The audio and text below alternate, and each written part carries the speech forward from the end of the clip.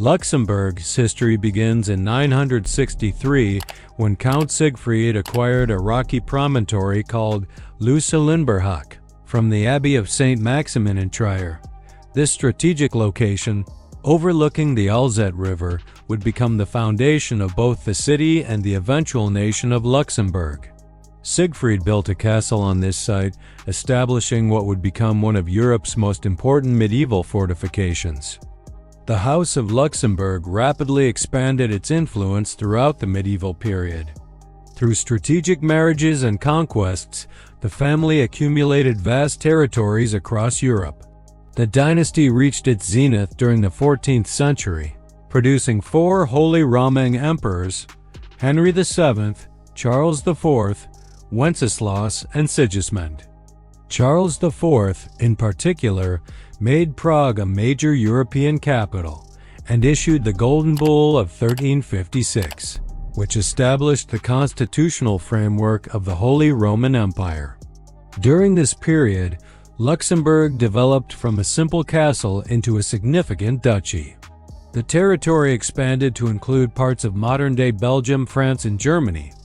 The Luxembourg dynasty's European prominence brought considerable prestige and resources to the region, funding the construction of fortifications, churches, and establishing trade routes that would shape the area's economic development for centuries.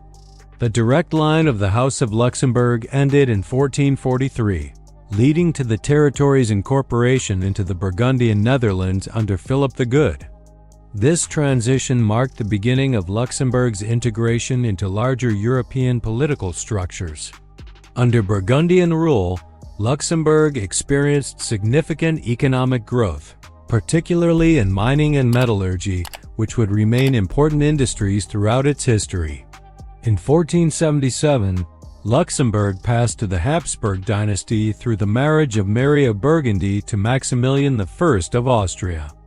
This began nearly 3 centuries of Habsburg rule, during which Luxembourg was governed as part of the Spanish Netherlands and later the Austrian Netherlands.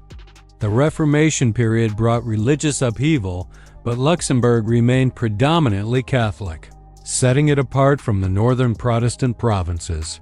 The Habsburg period saw Luxembourg become one of Europe's strongest fortresses, earning the nickname Gibraltar of the North. The fortifications were continuously expanded and modernized, particularly under Spanish rule. These defenses proved crucial during numerous conflicts, including the 30 Years' War, the War of Spanish Succession, and various sieges that tested the city's legendary defensive capabilities. French revolutionary forces conquered Luxembourg in 1795, ending centuries of Habsburg rule. The territory was incorporated into the French Republic as the Forêts Department, bringing revolutionary ideals, administrative reforms, and the continental system. This period introduced the Napoleonic Code, standardized weights and measures, and modern administrative practices that would influence Luxembourg's later development. The Congress of Vienna in 1815 created the modern Grand Duchy of Luxembourg under the rule of the Dutch King William I of Orange-Nassau. This arrangement established Luxembourg as a sovereign state while maintaining strong ties to the Netherlands through personal union. Simultaneously, Luxembourg joined the German Confederation as a member state, creating a complex web of political relationships that would influence its development throughout the 19th century. The period from 1815 to 1890 was marked by gradual liberalization and modernization. Luxembourg's constitution, adopted in 1841 and revised in 1848, established a parliamentary system with limited democratic participation. The abolition of serfdom, introduction of civil liberties, and establishment of modern legal frameworks transformed Luxembourg from a feudal territory into a modern state.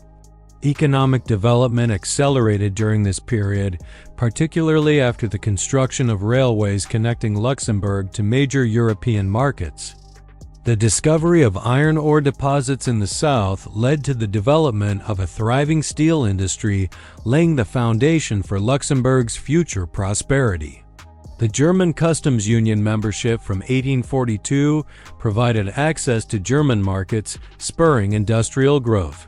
The personal union with the Netherlands created tensions, particularly during the Belgian Revolution of 1830. Luxembourg was divided, with the western French-speaking portion joining Belgium, while the eastern German-speaking region remained under Dutch rule. This partition reduced Luxembourg's territory by more than half but helped crystallize its distinct national identity. The death of Dutch King William III in 1890 ended the personal union, as Luxembourg's succession law prevented female inheritance while the Netherlands accepted Queen Wilhelmina. Luxembourg passed to the Nassau-Weilburg line under Grand Duke Adolf, marking the beginning of true independence. This transition allowed Luxembourg to pursue its own foreign policy and develop its distinct national character. The late 19th and early 20th centuries witnessed remarkable economic growth driven by the steel industry. Companies like Arbeid became European industrial giants, making Luxembourg one of the world's largest steel producers per capita. This prosperity funded infrastructure development, education systems, and social programs that improved living standards significantly. Luxembourg's neutrality, guaranteed by the Treaty of London in 1867, seemed to provide security in an increasingly unstable Europe. The country successfully maintained neutrality during the Franco-Prussian War, and initially hoped to avoid involvement in World War I. However, German forces occupied Luxembourg in August 1914, violating its neutrality and demonstrating the limitations of international guarantees. The interwar period brought political maturation and economic diversification. Universal suffrage was introduced in 1919, and Luxembourg joined the League of Nations, asserting its place in the international community. The steel industry continued to dominate the economy, but agriculture and financial services began to develop, creating a more balanced economic structure. Nazi Germany invaded Luxembourg on May 10, 1940, as part of the broader offensive against France and the Low Countries. The German occupation lasted 4 years and 4 months, during which Luxembourg faced systematic attempts at Germanization. The occupiers imposed German law, language, and culture while attempting to eliminate Luxembourg's distinct identity. The Luxembourg government, led by Grand Duchess Charlotte, fled to London and later the United States, where they maintained diplomatic relations with the Allies and coordinated resistance efforts. The government in exile became a symbol of national resilience and helped maintain Luxembourg's international standing throughout the war. Resistance activities within Luxembourg included intelligence gathering, sabotage operations, and assistance to Allied forces. The General Strike of 1942, protesting forced conscription into the German army, demonstrated the population's rejection of Nazi rule. This resistance came at a heavy cost, with thousands of Luxembourgers deported to concentration camps or killed for their opposition to the occupation. American forces liberated Luxembourg City on September 10, 1944, but the German Ardennes offensive in December 1944 temporarily reoccupied the northern part of the country. The Battle of the Bulge, fought partly on Luxembourg soil, was among the war's bloodiest battles. Final liberation came in February 1945, with Luxembourg having paid a heavy price for its freedom. Post-war reconstruction transformed Luxembourg from a predominantly agricultural and industrial economy into a modern European state. The steel industry was rebuilt with American aid, while new sectors like banking and services began to emerge. The discovery that neutrality offered inadequate protection led to a fundamental shift in foreign policy toward active international engagement. Luxembourg became a founding member of NATO in 1949, abandoning its traditional neutrality for collective security. This decision reflected the recognition that small states needed strong alliances to survive in the nuclear age. Luxembourg also joined the United Nations in 1945, participating actively in international organizations and peacekeeping efforts. The most significant development was Luxembourg's role in European integration. The country hosted the European Coal and Steel Community in 1951, with Luxembourg City becoming one of Europe's first international capitals. This positioning proved strategically brilliant as Luxembourg became home to numerous European institutions, including the European Court of Justice and parts of the European Parliament. The Treaty of Rome in 1957 established the European Economic Community, with Luxembourg as a founding member.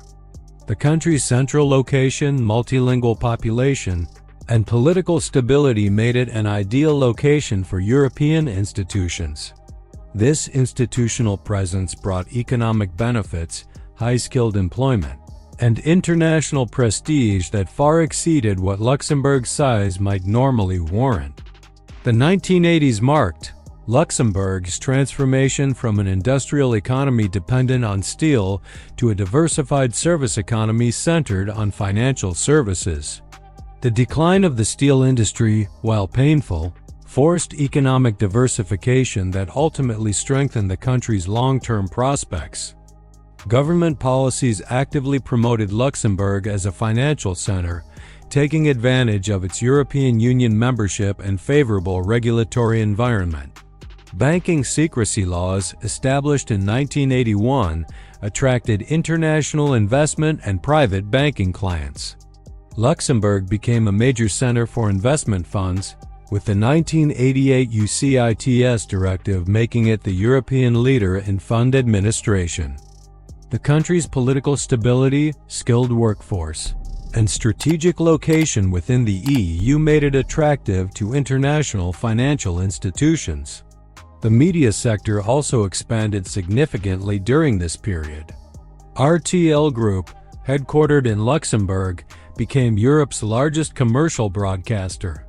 The CES satellite company, launched in 1985, positioned Luxembourg as a leader in satellite communications. These developments diversified the economy beyond traditional industries and financial services. European integration accelerated with the Single European Act and the Maastricht Treaty, both of which Luxembourg supported enthusiastically. The country benefited enormously from European Union membership, receiving development funds while contributing to European policies. The creation of the euro in 1999 further solidified Luxembourg's position as a European financial center. The 21st century has seen Luxembourg evolve into one of the world's wealthiest countries per capita while maintaining its role as a key European Union member. The financial crisis of 2008 tested Luxembourg's banking sector, leading to reforms in banking regulation and transparency. The country successfully navigated the crisis while maintaining its attractiveness as a financial center. Luxembourg's approach to international tax policy has faced increasing scrutiny, particularly regarding tax avoidance structures used by multinational corporations. The LuxLeaks scandal in 2014 revealed extensive tax arrangements that sparked international debate about corporate taxation. In response, Luxembourg has implemented reforms to increase transparency while maintaining its competitive position. The country has invested heavily in technology and innovation, positioning itself as a leader in space technology and fintech. The government has promoted Luxembourg as a hub for space resource utilization and satellite services. These initiatives represent attempts to diversify the economy further and maintain competitiveness in an evolving global economy. Immigration has transformed Luxembourg's demographic composition, with foreigners now comprising nearly half the population. This diversity has enriched the country culturally while creating challenges in terms of housing, education, and social integration. The government has implemented policies to manage immigration while maintaining social cohesion. Luxembourg's history demonstrates how a small nation can thrive through strategic positioning, adaptability, and international cooperation. From its medieval origins as a fortress to its current status as a major financial center and European capital, Luxembourg has consistently leveraged its geographic position and political acumen to punch above its weight in international affairs. The country's journey from medieval duchy to modern European state illustrates the importance of embracing change while maintaining core values. Luxembourg's ability to transform from a steel-producing industrial economy to a diversified service economy shows remarkable resilience and foresight.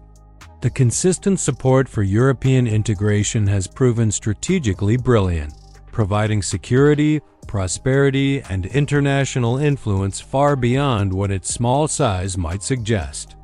Today's Luxembourg faces new challenges, including managing rapid population growth, maintaining social cohesion in an increasingly diverse society, and adapting to changing global economic conditions.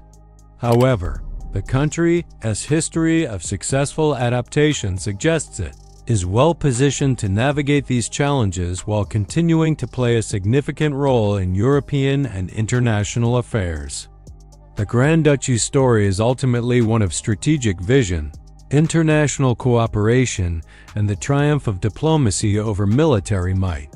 In an era of global challenges requiring multilateral solutions, Luxembourg's experience offers valuable lessons about how small states can contribute meaningfully to international stability and prosperity. The country's continued success depends on maintaining the adaptability, openness, and European commitment that have characterized its modern development. Thanks for watching. If you enjoyed this video, please like, share, comment, and subscribe to the channel for more engaging historical content.